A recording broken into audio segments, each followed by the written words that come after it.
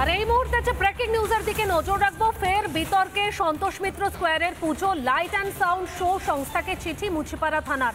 Light and sound show সম্পর্কে থানায় না জানানোর অভিযোগ। প্যান্ডেল থেকে বেরোনোর সময় প্রচুর ভিড় হওয়ার দাবি। দুর্ঘটনার আশঙ্কা করছে পুলিশ। সংস্থার সঙ্গে পুজো উদ্যোক্তাদের চুক্তি সম্পর্কে জানতে চায় পুলিশ। লাইসেন্স সংক্রান্ত নথি আনতে নির্দেশ মুচিপাড়া থানার। আর এই পুজোর সঙ্গে যুক্ত রুদ্রনীল ঘোষ এবং অরিত্র দত্ত বণিকের সঙ্গে আমরা কথা বলেছিলাম। তারা ঠিক কি জানিয়েছেন শোনাবো আপনাদের।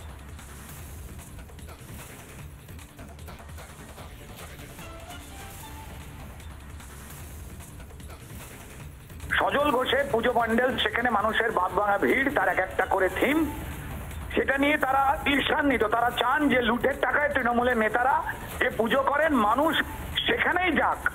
সাধারণ মানুষের পুজো বা সজল ঘোষের মতো মানুষের পুজোয় যাতে ভিড় না হয়, কিন্তু মানুষ তো বাধা মানে না।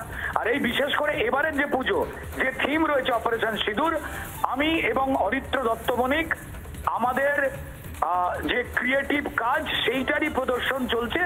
ধন্যবাদ জানাই সজল ঘোষকে এবং সন্তোষ মিত্র স্কোয়ার পুজো কমিটিকে। তো আমাদের যেভাবেই হোক না কেন, এরা ভয় দেখিয়ে পুজোটা বন্ধ করতে চাইছে। পুলিশের চিঠিতে যদি লেখা থাকে যে লাইট অ্যান্ড সাউন্ড সম্পর্কে পুলিশ জানতেন না, সম্পূর্ণ মিথ্যা কথা বলছি। তার কারণ এই লাইট অ্যান্ড সাউন্ড শো সম্পর্কে ওসি মুচিপাড়া সৌম্য ঠাকুরের সাথে আমি প্রথম থানায় ফিজিক্যালি গিয়ে কথা বলেছিলাম, যখন সজল ঘোষ পুজোর মূল উদ্যোক্তা আমাকে এবং রুদ্রনীল ঘোষকে যে মুভিটি ওখানে দেখানো হচ্ছে সেই মুভিটির ডাইরেকশন দেওয়ার জন্য আমাদের যখন আমন্ত্রণ জানিয়েছিলেন, সেই সময় প্রথম দিন মিটিংয়ের পরেই আমি যখন জানতে পেরেছিলাম যে লাইট অ্যান্ড সাউন্ড নিয়ে সমস্যা হতে পারে, প্রথম যে মানুষটির সাথে আমি কথা বলেছিলাম সেটা কলকাতা পুলিশের ওসি মুচিপাড়া থানা এই সৌম্য ঠাকুর মহাশয়, এবং তার সাথে আমার নিয়মিত যোগাযোগ হয়েছিল।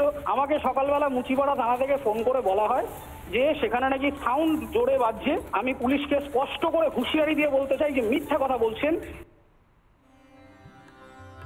নানা ধরনের কন্টেন্ট দেখার জন্য লাইক করুন, শেয়ার করুন আমাদের ফেসবুক পেজ, সাবস্ক্রাইব করুন আমাদের ইউটিউব চ্যানেল। পাশাপাশি অন্যান্য ব্রেকিং নিউজের জন্য অবশ্যই চোখ রাখুন রিপাবলিক বাংলায়।